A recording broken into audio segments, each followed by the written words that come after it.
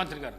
Sir, సభను తప్పుదోవ పట్టించేదానికి వాళ్ళ కుటుంబం అంతా సభను తప్పుదోవ పట్టించే పని మీదనే ఉన్నట్టున్నారు అధ్యక్ష. అధ్యక్ష, సభ అధ్యక్ష దయచేసి తమరి అనుమతితో దయచేసి ప్లీజ్ సభానాయకుడు మాట్లాడేటప్పుడు మీరు రన్నింగ్ కామెంటరీ ఆపేసండి దయచేసి. ప్లీజ్ ప్లీజ్ అధ్యక్ష, మీరు ఇక్కడి నుంచి వస్తే అక్కడి నుంచి వస్తున్నది.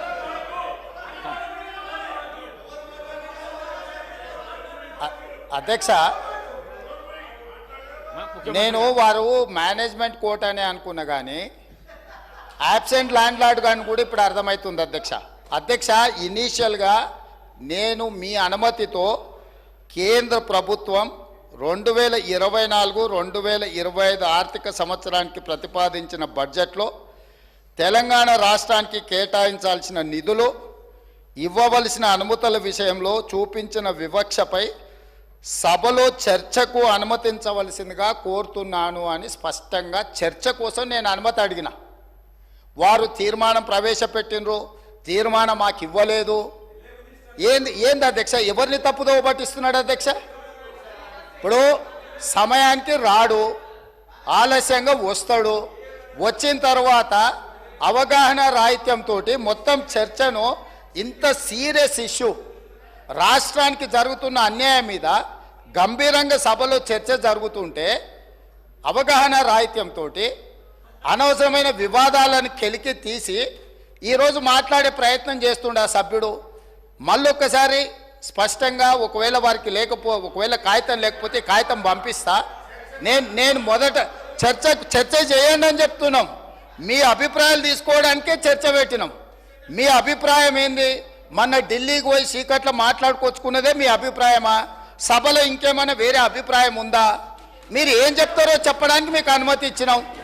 అది చెప్పకుండా వివాదాలు చేసి ఏదో ఒకటి మాట్లాడితే మీరు సభలో నుంచి బయటికి పంపిస్తే అబ్బా బతుకురా జీవుడా అని తప్పించుకొని పారిపోదామని ఇట్లాంటి ప్రయత్నాలు చేస్తున్నారు అధ్యక్ష. కానీ బయటికి పంపొద్దు అధ్యక్ష. నించోబెట్టుండ్రి, వాళ్ళ అభిప్రాయం కనుక్కోండి. వాళ్ళు స్పష్టంగా చెప్పాల్సిందే. తెలంగాణ ప్రజల ముందల వాళ్ళని నించోబెట్టుండే అధ్యక్ష.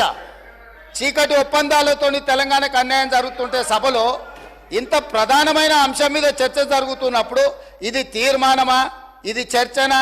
స్పష్టంగా చర్చ అని నేను చెప్పిన అధ్యక్ష. కావాలంటే మీరు రికార్డులు తిరిగేసుకోండి, చర్చలో పాల్గొనండి.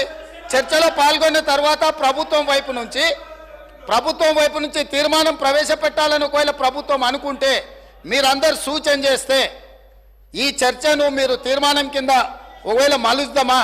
మీరు యువర్ ఎట్ యువర్ ఫ్రీడమ్. మీరు సజెషన్ ఇవ్వండి. గవర్నమెంట్ ఓపెన్ మైండ్తో ఉంది. మీరు ఏమైనా సజెషన్ ఇస్తే తీసుకోవడానికి. అంతే తప్ప ఆయన మంత్రి చేయలే, ఈయన మా నాయన నాకేమో ఇట్లా ఉచితంగా కుర్చీలు ఇచ్చి చదువు రాకపోయినా తీసుకొచ్చి మంత్రులను చేయలే. మా నాయన చదువు రాకపోయినా సంధ్య లేకపోయినా మాకు మంత్రులను చేసి ఇంట్లో కూసబెట్టలే.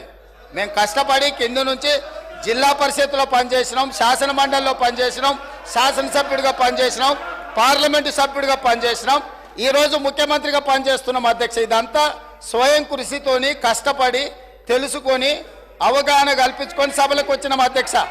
అయ్య పేరు తాత పేరు చెప్పుకొని ఇందులోకి రాలేదు.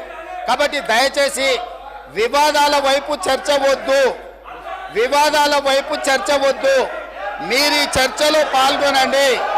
ఈ చర్చలో పాల్గొని మీ అభిప్రాయం చెప్పండి.